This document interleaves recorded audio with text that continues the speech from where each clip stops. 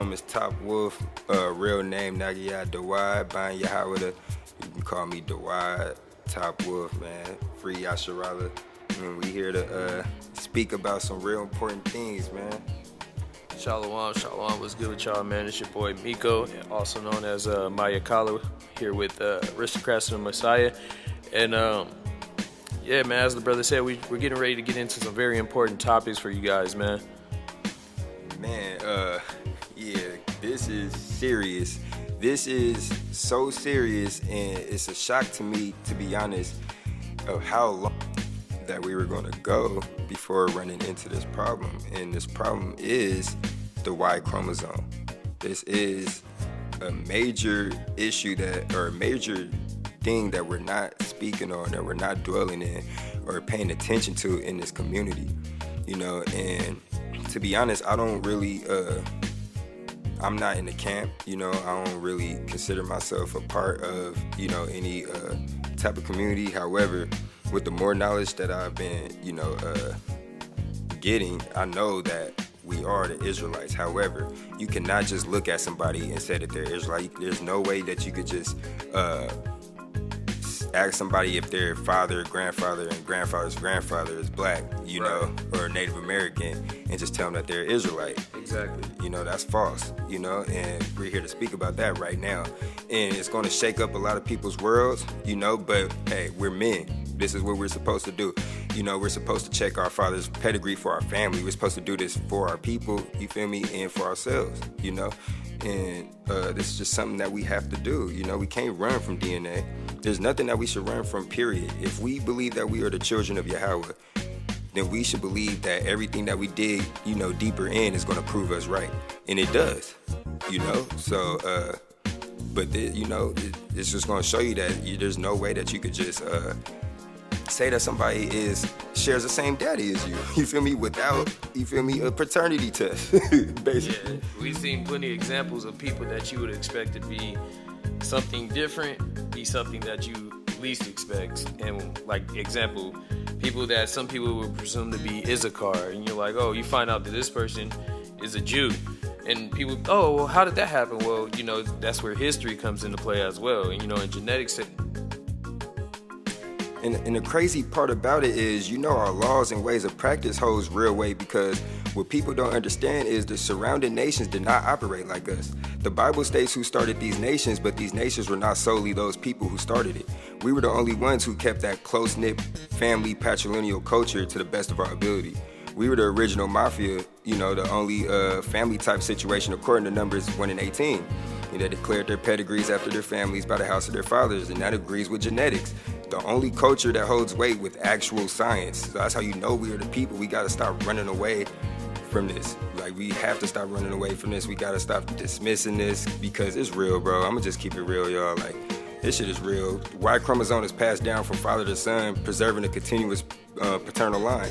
Because of that, Y DNA haplogroups function like biological markers of your father's house. So what we have in our culture is the real deal. You feel me? Everybody else is all inclusive, but that's not backed by science. What we have is actually backed by the truth. So I'm not saying all science is truth, but you get what I'm saying. So what is a Y DNA haplogroup? We're gonna, me and Brother Miko gonna explain this. A Y DNA haplogroup is a genetic lineage passed exclusively from father to son through Y chromosome. Because the Y chromosome changes very slowly over time, males who share the same paternal line, father, grandfather, great-grandfather, and so on and so forth, they all share the same Y DNA haplogroup. Therefore, we all should share the same Y DNA haplogroup in this, short span of time of us being, a family. This inheritance pattern allows men to trace their direct paternal ancestry, where we say father's line, to study long-term ancestral origins and migrational patterns across generations and populations.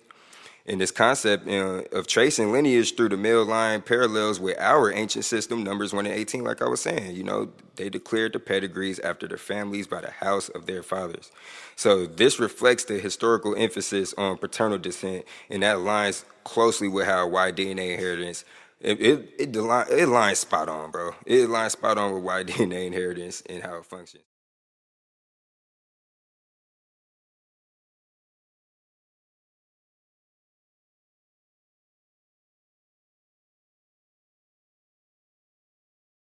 Declaration of Independence, Thomas Jefferson was an important figure in the emergence of early American identity and is considered one of the major founding fathers of the country. And although many today argue over his own personal moral character and ethics, it was a major point of contention even hundreds of years ago, and many spread rumors of Jefferson's ongoing affair with his slave Sally Hemings and whether he was the father of her 6 children, an act which would have been highly frowned upon even in the 18th century. Centuries later, in 1998, it has seemingly been proven through DNA tests that Jefferson was indeed the biological father of Hemings' children, despite the fact that there were no viable biological samples of the deceased president in existence. So how did they do it?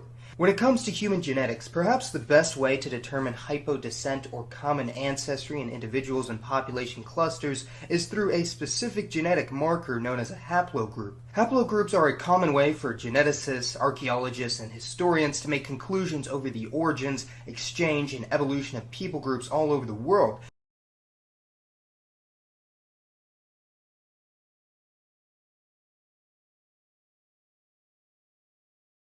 And you may have heard me mention them in videos from time to time for the past year, but unless you knew beforehand, information on haplogroups may just cause confusion and misinformation for many viewers. Therefore, I've created this video to better give an understanding of how haplogroups relate to genetics, race, ethnicity, community, and other aspects of humanity that paint such a beautiful picture of the history and diversity of our planet.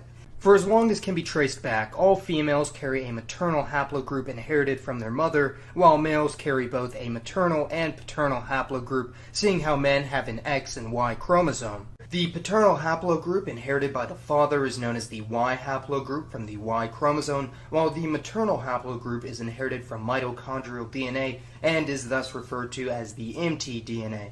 Because of historical patterns of migration and the nature of male-female relationships for most of human history, generally speaking, paternal haplogroups are better studied, understood, and mapped out, although this doesn't make maternal lineage irrelevant or any less interesting.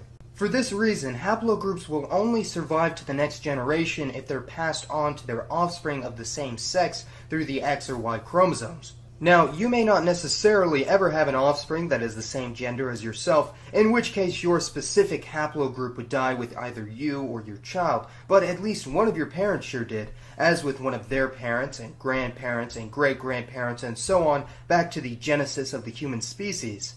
Barring genetic mutations, if you are male, it's an absolute certainty that you will share the same paternal haplogroup with your father, all of your biological brothers born of the same father, all of your paternal uncles, any paternal male cousins born to your uncle, and of course your paternal grandfather, his father, and so on, and all biological male children of yours will share your paternal haplogroup.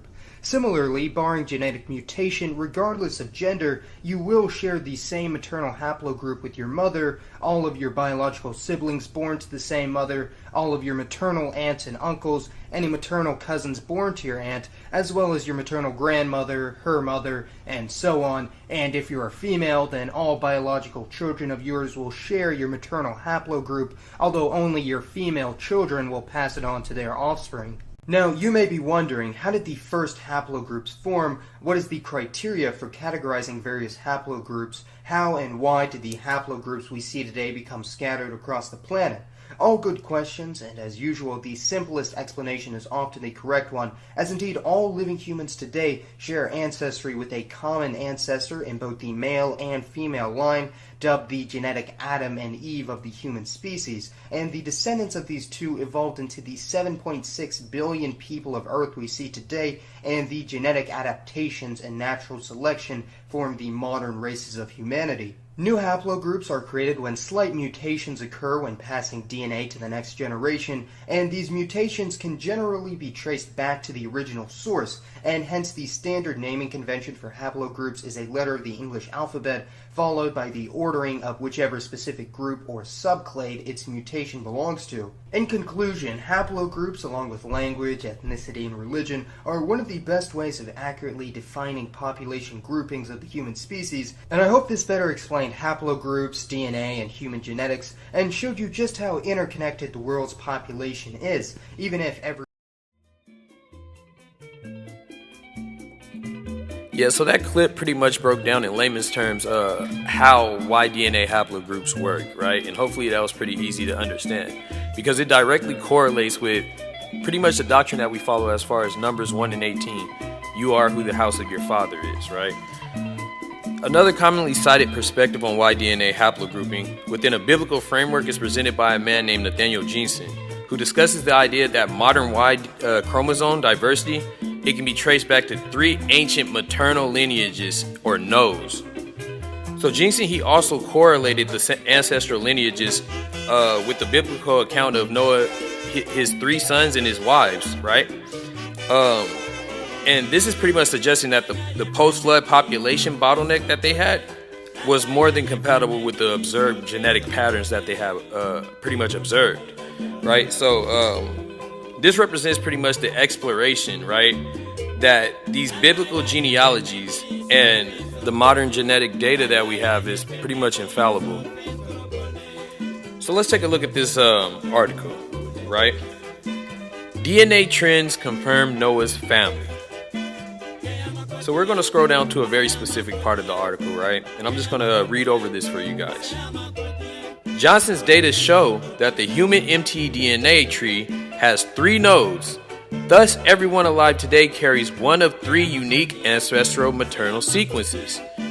This fits Genesis' claim that all humans who exist today descended from one of the wives of Noah's sons. So he did this DNA analysis on the mitochondrial DNA, right? To pretty much show how everybody today in civilization would go back to one of Noah's 3 sons' wives. Brother, this stuff is so dope when you really look into it. It all lines up. So let's explain our approach at Free Yasharella. We associate the major ancient Y-DNA lineages or nodes with the 3 sons of Noah in Genesis. We are aligning broad paternal genetic patterns with post-flood population dispersion as preserved in our biblical tradition. The deepest Y chromosome lineages, often labeled haplogroups A and B, are associated with the populations indigenous to Africa. These lineages are among the oldest paternal branches that are found today, and we know that Ham is the oldest brother, and this lineage is commonly found amongst Nilotic peoples, Coasian people, the Coasian populations, Central African hunter and gatherer communities. These are your pygmies. So in our framework, we are associating these people with Ham, reflecting a long-standing African continuity rather than later migration like ours. Haplogroup I, C, and G are associated with the early populations of Europe, as our archaeological and genetic evidence shows these lineages are among some of the continent's earliest inhabitants, actually. So we say this is Japheth, since Japheth was to inhabit Europe first before anybody else. Haplogroups D and E we interpret as being the lineages of Shem. They're in relation to the early populations of Northeast Africa, the Levantine corridor. This region includes parts of today, which is Middle East, and we know that's a part of the Northeast African tectonic plate. Haplogroup D, earliest presence is in the same area, but now we see it in South and East Asia. Same thing with, India and Japan, and the same thing with haplogroup E, because we've seen that in the Levant region in Northeastern Africa, and then now it's all over West Africa, dominant in West Central Africa. Now it's all over the Americas, the Caribbean, the Brazil, London, all over the world, basically, like the Bible says. So yes, we do say that is Shem. We also say J, O, Q, R are derived from Shem also. And the reason why we say this is because the haplogroup CT, what they call CT now, was formerly named EM168. It was a broader E group that they just changed. If you go to the link, it literally says right here, which we know we don't go by carbon dating or anything like that to the extent that they do. It says other bottlenecks occurred roughly 50,000 to 5,000 years ago. The majority of Eurasian men are believed to be descended from 4 ancestors who lived roughly 50,000 years ago. Of course, we don't go with that, but let's see what they're really trying to say. It says all whom are descendants of African lineage EM168. So that correlates with the Bible. The Asian man is a Shemite. The European man is a Shemite. The Native American man is a Shemite. It all correlates. They will be ones who are carrying these haplogroups. So you see right here it says haplogroup EM168 is now called CT because Y-DNA nomenclature has been updated to reflect the branching structure. So we don't actually go by the structure that they're proposing, that mainstream science was proposing. However, we can read through the lines, the BS, and see what's real and what's not, basically. And that's what we just did. Exactly, because we understand that they're going by this theory of evolution, right? So they add the 50,000 years or the 30,000 years, and we know that'll really be like only like 3,000 years, 5,000 years, somewhere in the biblical time frame that we understand, right? So you just have to understand that they're using their theory of evolution at the same time, right? Because they're not going to go and try to contradict their own science to that extent, right? So we understand that those times aren't always like accurate. So, you niggas better check your pedigree, man. You feel me? Be a man, put your hard hat on, gather yourself together, bro, and do it, bro. You feel me? Like, you have to. You got to check. It's up to you. It's really up to you to do this. It's not anybody else can do it. Your family don't know about this. You know about this. You know what I mean? Your mama don't know about this. She can't even do it. Your dad won't do it. He don't care about it. He don't know about it. You need to do this for your family. You need to check your pedigree because it's that important. You can't just have anybody around you, bro. If this is supposed to be the mob that we read it to be in the Bible, then we got to really check people's lines. Back then, it was easier because it was a more clear-cut shot. A more clear-cut shot to checking somebody's lineages by oral traditions. We done been through so much now. You know what I mean? And God created this Y chromosome. Don't get that construed. Don't get that misconstrued. God created the Y chromosome.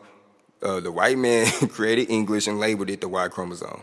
Let's not play stupid and let's not play dumb. This is not white man science. This is our science, and it's proven by Numbers 1 and 18. I can show you how to get out of prison. And there's no hype. Yeah, well, talk, Daddy. Yo, I'm listening. Run with my gun. Just put my life in the face someone who put their faith in the law like been running and ducking them face. Trust your life and clocking them checks, but you know they come start screaming like young nigga life, you know what's next. Bless you, my niggas that want me dead. But your heart still trembling, beating like boom, boom, boom. Already know just how we ride. More than I feel, then I live to die. I'm living a life and it's like run. Already know just how this goes. Running backwards from 5-0. Ain't nothing new to the young, so come. Shout out to the niggas that would call me go.